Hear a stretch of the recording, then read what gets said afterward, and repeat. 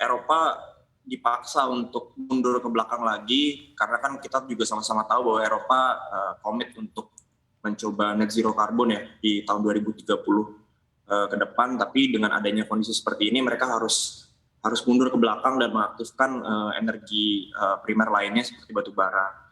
Dan ini lumayan challenging karena ini membuka pasar bagi Indonesia juga, tapi dari Indonesia pun sebenarnya kan kita juga kebutuhan domestiknya juga belum terpenuhi. Lalu juga pasar-pasar kita kan biasanya di India ataupun China. Jadi ini sebenarnya masih dalam tahap penjajakan. Jadi saya rasa perlu ada formulasi dari sisi pemerintah untuk mengatur ini agar bisa balance untuk pemenuhan ke Eropa sendiri, tapi juga harus mengedepankan domestiknya itu sendiri gitu ya. Jadi saya rasa sih Eropa dalam posisi yang sangat sulit ya sekarang dengan geografis yang mereka punya, sumber-sumber batu bara yang ada di Indonesia itu sangat-sangat challenging menurut saya.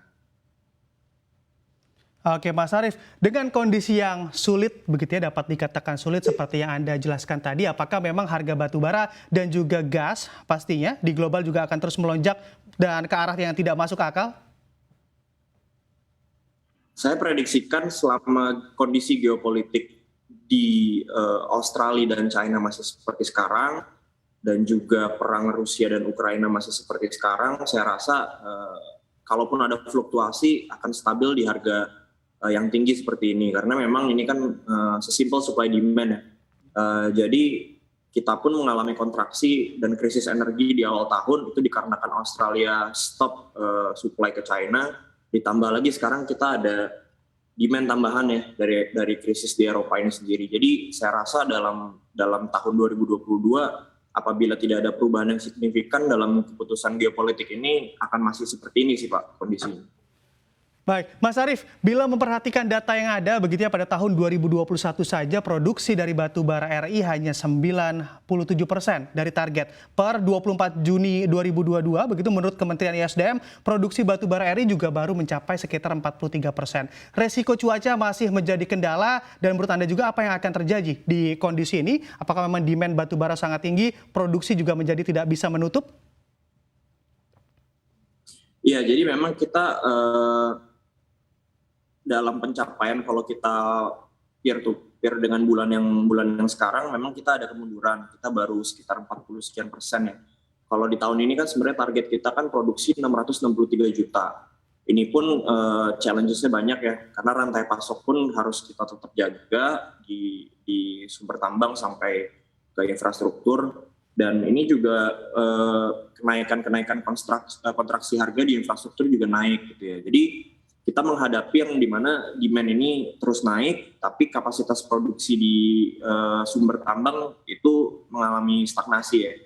Dan juga tambah cuaca, karena kita pasti setiap tahunnya tuh di kuartal 4 pasti akan mengalami kendala di cuaca. Jadi saya rasa kita harus setting priority untuk demand mana yang harus kita penuhi, dan terutama kedaulatan energi sih kalau dari aspek Indo itu menjadi hal yang utama ya Mas.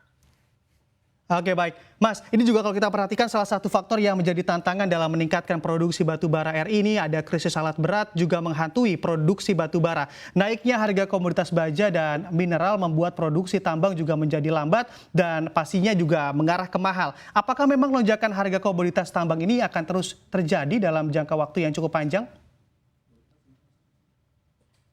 Ya, saya rasa memang karena kondisinya sekarang demand-nya naik ya, terus juga untuk produksi ini, kalau kita bisa bilang sih ongkos nambang sebenarnya cost-nya itu probably kalau fluctuate itu nggak terlalu banyak jauh lah, itu tergantung stripping ratio dan lain-lain. Cuman yang menjadi tantangan adalah kontraksi harga di infrastruktur, misalkan di tracking, di alat berat, di kelangkaan tongkang, itu menjadi challenge utama sih sebenarnya dalam rantai pasok batu bara.